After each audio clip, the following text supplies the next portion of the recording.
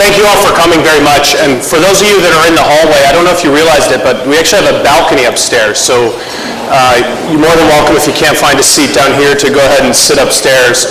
And with my good friend Daryl, who's up there all alone, and wishing that he had someone to talk to. We really appreciate you coming today. I'm Mark White. I'm the industry co-chair, and we do really appreciate the showing today.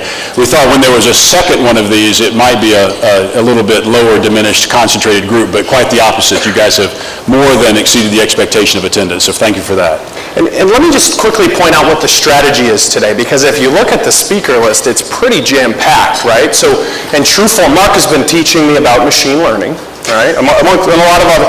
So what we're trying to do, the human brain is still the most powerful tool in the world. So we're trying to throw a ton of information at you, a ton of stories about implementation, different strategies that have worked and haven't worked, and a ton of different areas where blockchain and microservices off the blockchain have been applied and have been successful. And so that's the goal. So if you walk away kind of dizzy, we were hoping for that. We just make sure that you don't fall when you're getting on the metro.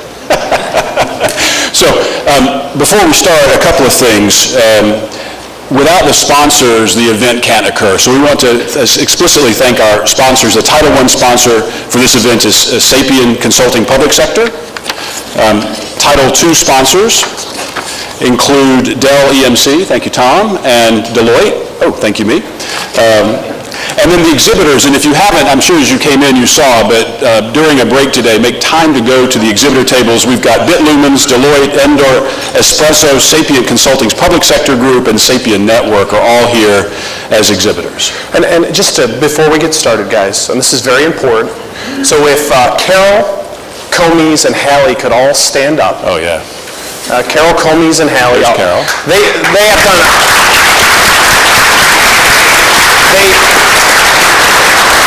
They did a heck of a lot of work to pull this off, and I do have a challenge for all of you in the crowd. Comies is sitting over here. Just ask him about the Monopoly game we played on Friday, and ask him to explain that story to you if you see him walking around. Did you win? No, he lost. Two quick housekeeping items. So first, this is a vendor-neutral event, so despite my smart aleck remark about Deloitte as a sponsor, no selling today. There is also press in the room, so everything is on the record. Finally, ACT-IAC Carol and team will be sending out a short online survey afterwards, and so your response to that will help us shape subsequent events. So thank you for taking time to give us that feedback. And then finally, if you're tweeting, and we invite you to do that, if you're looking at your phone, we're not going to think you're not listening to us. We're going to think you're tweeting Jose's clever remarks, and it's at ACT-IAC. Sure. So, without any more introduction, I just want to take a moment and introduce our opening speakers. It's truly an honor to have them. It is two representatives of a bipartisan group in Congress, the Congressional Blockchain Caucus. They're the ones that do all the work behind the scenes so that we can go and explore this technology, proof it in certain areas, maybe pilot it in certain areas, and I think in September I may have one in production that I'll share with you too. So with no further ado, if Hilary and Tiffany could come to the stage for our opening keynote. Thank you very much for coming and spending the time. Thank you so much. Thank you so much for having us. Thank you so much. Yes, nice to meet you. Do you want to grab that one, or do you want to sit? So many seats. I know, which one to pick. Yeah, let's sit. This one works, perfect. Okay. Oh. Good morning. What a room. I don't have a... Do you need, I think she needs a mic. I don't have a mic. Do we have a handheld one? Do we have like a floating mic anyone? I think we had asked for one. Here you go, guys. Oh, there we go. We got one. Here you go. Oh, it's hot. Share this one as well? Or do you have She I have has one, yeah. Okay. Yeah.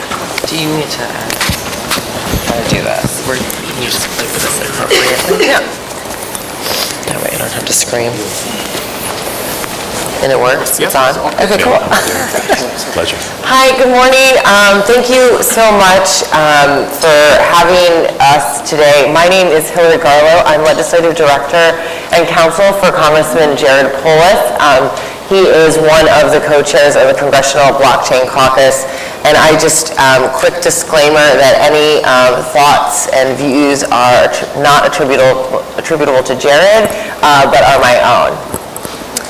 Yes, and my name is Tiffany Angulo, and I am the legislative assistant to Congressman David Schweikert. And also, anything I say here is pretty much an opinion of my own. So we reflect them, but yeah, opinions of our own. So yes, we are the staff co-chairs to the Congressional Blockchain Caucus. I think we have about 14 members now, so representing very bipartisan. So we have members on a number of committees that you can imagine blockchain would probably fall within its jurisdiction. So, and I don't know if you wanted to jump in, because we jumped on, I think, right after it had first originally started. Yeah, so Jared was very interested in blockchain technology. Just by way of background, he's an internet entrepreneur, and he was one of the first members to accept cryptocurrency as campaign contributions, and so he then got very interested in not just crypto, but the underlying technology, which is blockchain, and he truly believes that blockchain technology can be used as for different applications and used by the government in particular to help programs run more efficiently or their operations run smoother. And so he started the Congressional Blockchain Caucus originally with OMB Director Mick Mulvaney now, and then obviously Mr. Mulvaney left to go bigger and better things. But we found a great partner in Mr. Schweikert and Tiffany, obviously. And it's been really good because it's truly bipartisan. We have 14 members that span across multiple committees. We have Judiciary, we have Homeland, we have Financial Services, Agriculture. Yeah, that's a great budget, one. Ways and Means. I mean, pretty much any committee that you can imagine that would fall within its jurisdiction. And I think that's very showing of the interest level of blockchain on the Hill. There have been hearings in the House Science Committee. Obviously, banking and financial services have had hearings around ICO issues and crypto issues. But Ag also has had hearings on a little bit of ICO stuff, but also looking at blockchain, Homeland Security, also looking at the blockchain technology. And we're really trying to, our goal is to help educate staff and House members and Senate members if they ever want to venture over to the House, to educate them about the underlying technology and to de-link your cryptos, your cryptocurrencies from the underlying technology. And we think that's really important because we, as policymakers, think about how to utilize this type of technology or any emerging technology. We want to make sure that the technology is not stifled and innovation for the technology is not stifled. Right, and so that's why as a caucus, we believe if there's going to be any kind of regulation, we would like to see a light touch. I'm sure many of us in this room, we've had blockchain compared to the internet, and so we want to see sort of the blockchain technology evolve in the same way we saw the internet on its own. So, and so my boss, he's from Arizona, and so Arizona has been a very sort of leader in adopting this technology, and so I think they have some financial services sandbox, so they've been doing some really good work, and so as a caucus, we've pretty much just been, the main goal has been educating and helping shape that conversation, because there's such fun work and exciting things happening within blockchain technology, and we want to make sure that folks on the Hill really understand that there's a great potential. We haven't even begun to scratch the surface on different uses for it. And so, working with folks on the Hill, regulators, and with industry, we want to make sure that we're keeping an open mind. Yeah, and I think we also just wanted to have a conversation with you guys. just, this is kind of the way that Tiffany and I operate, but then also the caucus is operating, is we've been hosting a series of briefings, and we have a couple coming up about ICOs and AML and bank secrecy stuff. And then we're looking in the future towards supply chain, using blockchain technology for supply chain. And we've been hosting roundtables about identity issues and in the fintech space around payments and how can blockchain be used to improve payments in the financial services sector. And what's, I think, very interesting about when we engage with different companies or federal agencies about blockchain, so many people have different ideas on how the underlying tech can be used or what it can be used for. And I really don't think there's any, right now, I don't think there's any, we don't say, okay, you can only use it for this or that. HHS has explored blockchain for health records and health management and reducing fraud from Medicaid, Medicare, and some of their programs. We have the Postal Service is looking at blockchain technology for identity and supply chain management, obviously. And then, of course, you have the financial regulators who are trying to understand blockchain technology in terms of what is happening with the ICO issue, cryptos, but then also can it be incorporated for things like faster payments and reducing fraud and also speeding up, maybe cross-border payments. So it's so fascinating what just the breadth of the issues and policy areas that the blockchain technology is touching. Yeah, so, and as she had mentioned, the next roundtable we're going to be doing is going to be supply chain, and I am pretty excited about that one because there's quite, I think we could have a full-time job just meeting with companies and talking about the really cool things that can be done with blockchain and how it's even today being used. So we're excited about that one because bringing in companies and having folks talk to regulators and sort of having that open dialogue. And it's just great for where we sit, being able to talk to folks on the Hill and other offices, essentially, again, move beyond talking only about Bitcoin, but look at all this fantastic things that can also be done with the underlying technology that can make, cut waste, fraud, and abuse while also giving, people more efficiency, more transparency, more ownership over your data. So there's just so much potential to be done, so. Yeah, and your boss does such a good job of talking about, especially on the health management and health record side, of having people make sure that, they are owning their own data, but also being able to, go from one healthcare provider to the next and allowing them that access with not having, everyone have broad access to it. And I think that's really, it's so interesting. Yeah, I think I think he says it almost every time. If you've ever met my boss, his super big passion is the idea of getting your health records on your cell phone and being able to take them wherever you go. And blockchain technology will essentially give us potentially that solution to that interoperability. So yeah. So one thing that we, we also want to say that we're here as a resource. So if you are engaged in this type of work and want to showcase or highlight some of the policies that you guys are thinking about or things that policymakers should be thinking about, please feel free to use the caucus as a resource so we can help showcase what you guys are doing or what you want to highlight, because it is so important. Half of our job is about information sharing, and we don't pretend to know. I'm not a coder or a computer science person, but we understand the policy issues, which is why one I think very important issue it is connected to blockchain is the cryptocurrency tax fairness bill that our bosses introduced together, because crypto and Bitcoin in particular they're exploding. And we heard, this is an example of where we heard from digital wallets. We heard from various people saying, and federal agencies making determinations about what is a cryptocurrency and what it isn't and how to treat it. and we said, we think this is a policy area that Congress needs to step in and say, this is what it is, and this is what the tax implications should be. And also trying to get out the word that cryptocurrencies aren't, all used for nefarious purposes, right? Cryptocurrencies can be used for mainstream transactions.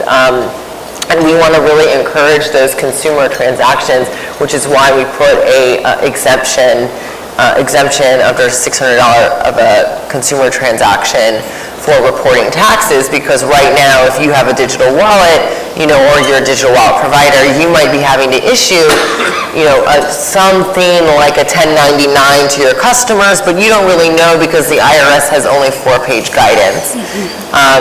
And we understand the financial restrictions that the IRS is under, but it is an area that the cryptocurrency market is exploding, and we think that this is something that the feds need Congress to step in and say this is how it should be treated. So that's a policy area that we heard from different stakeholders that we decided that Congress should step in.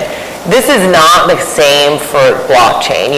As Tiffany said, we don't want to over-regulate blockchain. We don't want to say blockchain is good or blockchain is bad. We want the industry to grow, and we want innovation to grow in this space, and to give companies the room they need to utilize it without feeling like the federal government is going to become breathing down their neck and saying, whoa, what are you doing? You can't use this. You shouldn't be using this. How are you going to comply? But really trying to work with, if you are, in the financial services sector, working with your financial regulators so they understand what it is and how it can make their job easier, reduce compliance costs for your for companies, but then also improve regulators' jobs of only seeing what they need to see, but making it faster.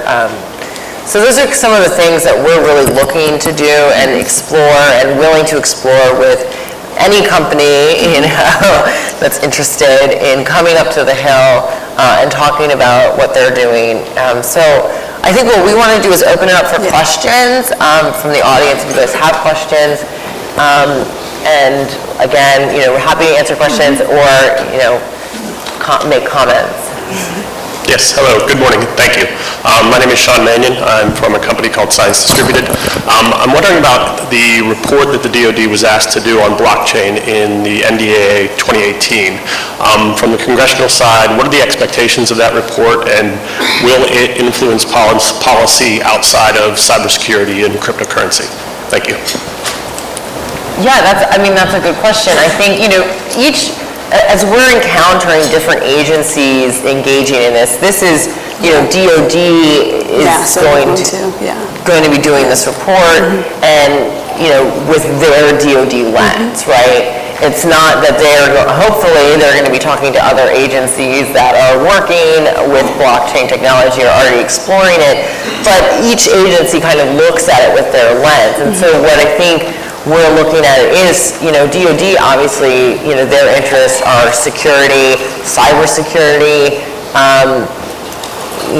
I think probably maybe a little bit of tracking. If you have, they might bring in the intelligence agencies, in that respect.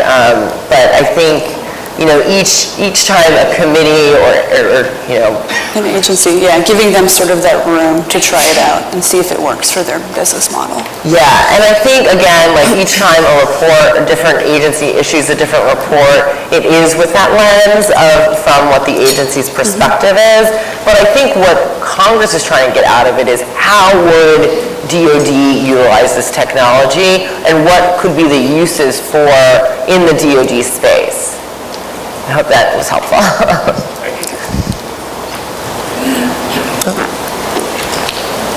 I'll just try to talk loud. So I'm Stephanie Henning with Department of Interior.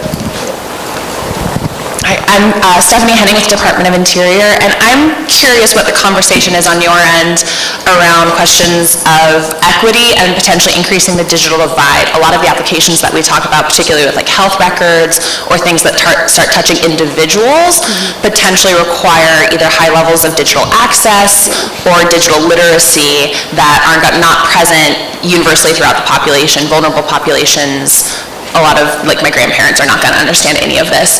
So I'm curious what the conversation is on your side about how to mitigate those risks.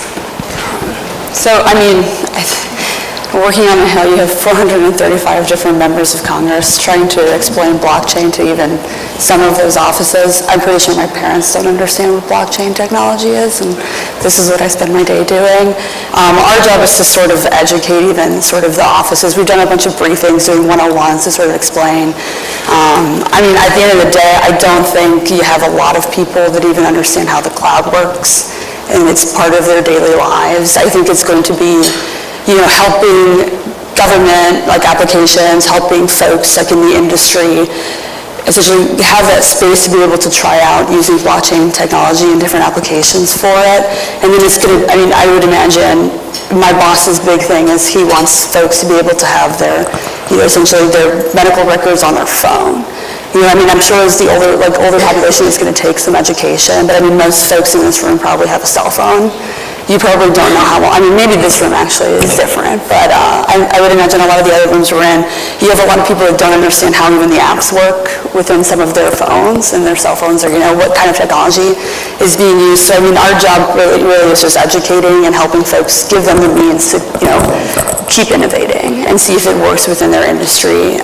And then, I mean, older population, I don't know if you wanted to touch, but, I mean, pretty much, if it's not going to work for a specific, you know, assortment of people or like an industry, then it's not going to work. But I mean, I think we're all moving toward digital records anyways, so I don't know if you wanted to jump in. Yeah, I mean, I think it's a great question because what's interesting about this technology is that you would hope that if your parents or my parents are utilizing an app, right, on their phone or going to, I know the credit unions, for example, are using trying to use blockchain technology for identity management, that is seamlessly incorporated into whatever the company is doing.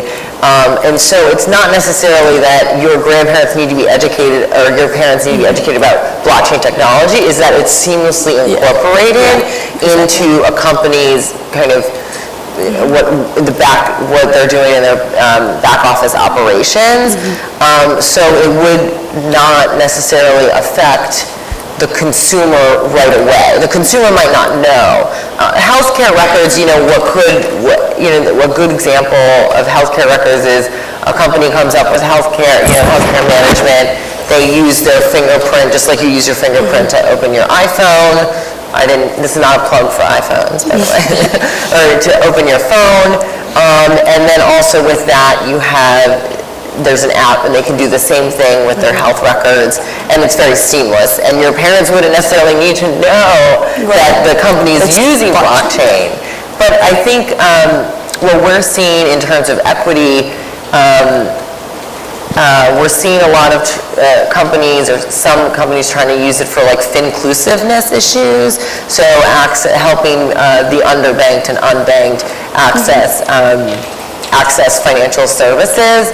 And one area is very interesting, of course, in developing countries, what I think has been fascinating is how their mobile banking developed faster than ours did, because they didn't necessarily have the giant infrastructure that we do here in the U.S. And so they were able to go to mobile banking pretty quickly, and I think that's an area where you can get a lot of access very quickly to help improve that equity. And of course, on the, this is one of Jared's things, is that we want in the STEM fields, we want to see more diversity in the populations that are engaging with computer science and engineering and computer engineering. And so how can we also build a pipeline for developers that are of diverse backgrounds?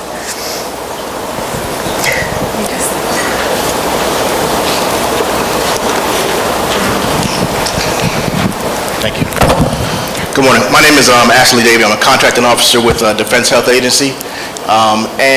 This is an interesting topic because as we speak, we're changing our, dynamics in health records.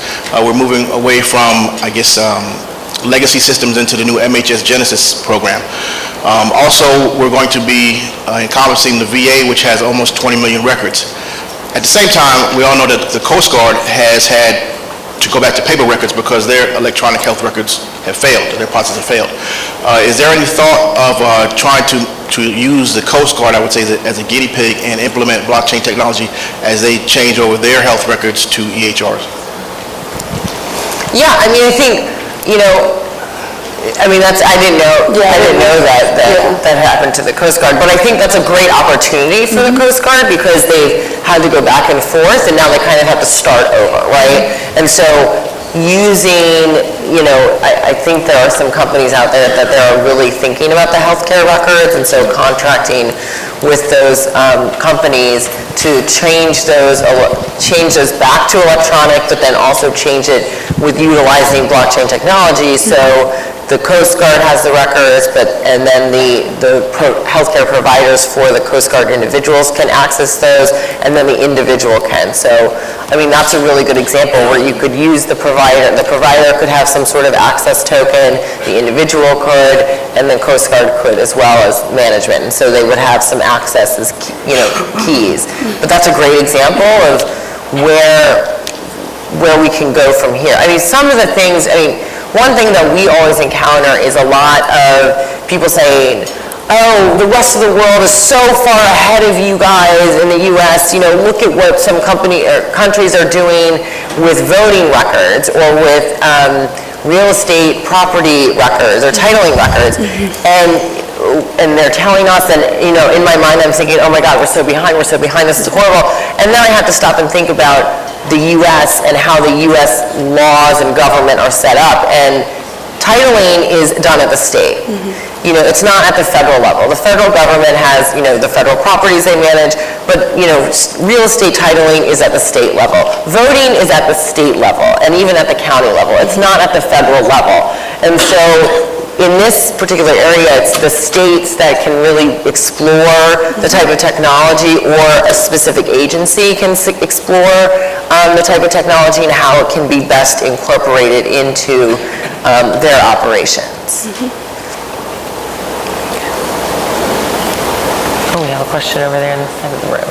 Hi, if I can just talk really loudly. Wendy Henry from Deloitte Consulting. As you're talking across government, what are you seeing as the top 2 to 3 barriers to government engaging with blockchain, or what are 1 or 2 of the enablers that need to be put in place for them to start engaging?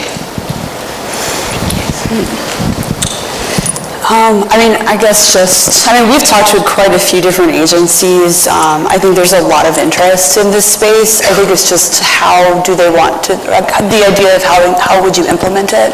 So I think, we've talked to the Postal Service, like IG. They're looking at it, will that work for their business model? TBD, I don't know. Social Security, we've talked to quite a few VAs, another one we've talked to State Department.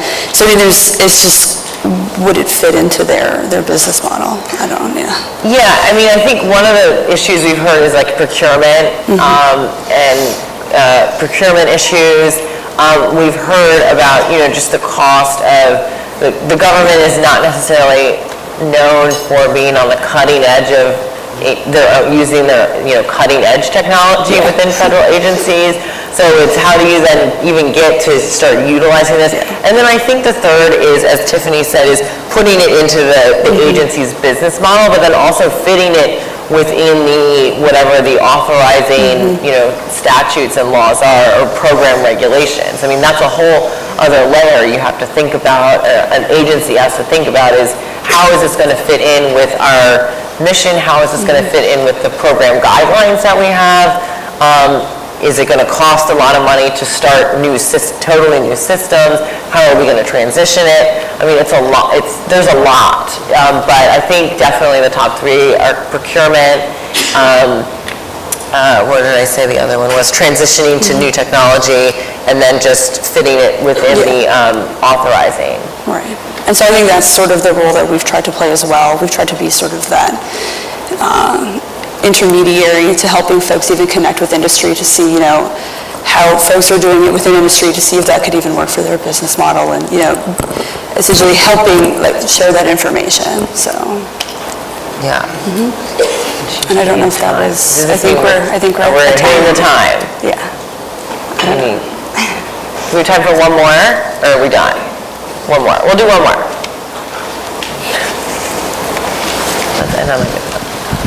Hi, Neo Menagnos. I was wondering if there's any discussion or plan on an approach to a federal regulatory sandbox for the development in the industry?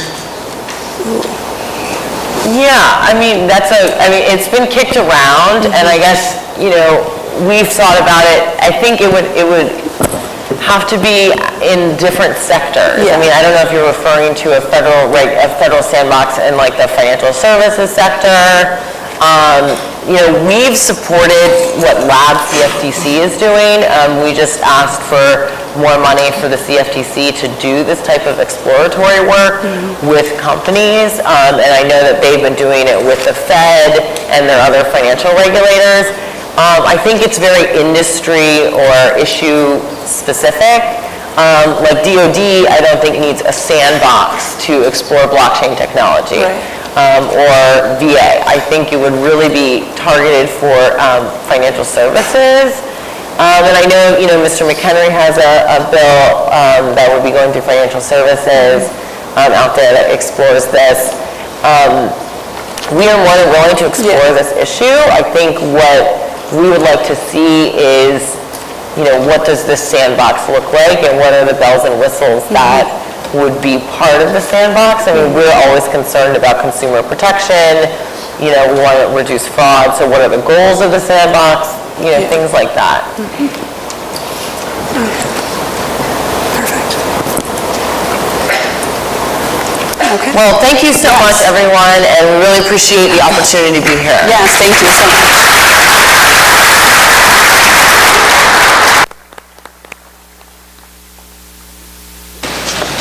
Tell me, where's Gene? Somebody's got to go I out. turned it off. Ladies and gentlemen, please welcome to the stage, Jean Edwards.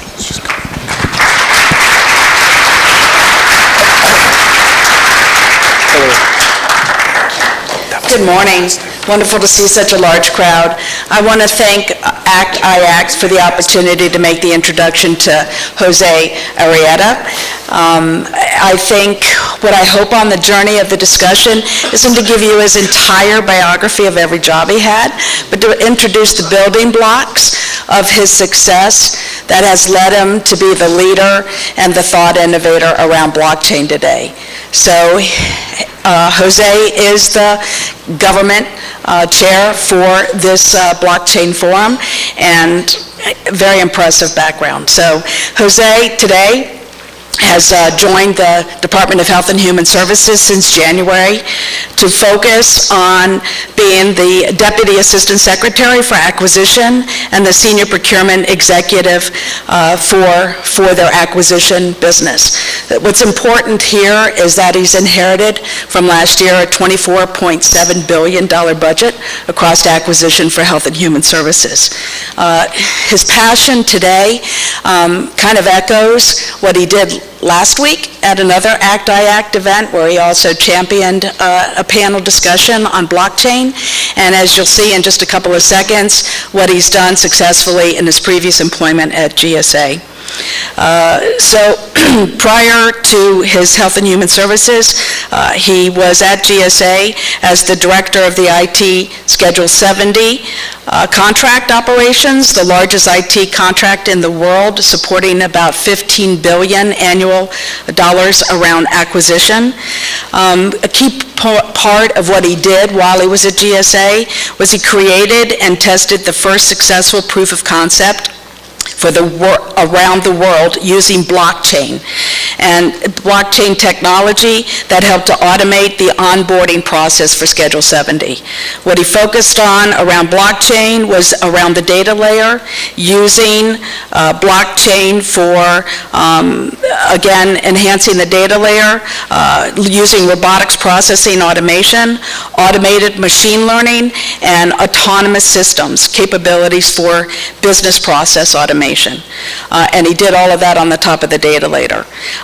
In addition, he pushed both federal and state and local users to see the innovation that the GSA IT Schedule 70 brought to the market around emerging technology, cybersecurity, and commercial platforms based on just public offerings that could enhance their IT business needs.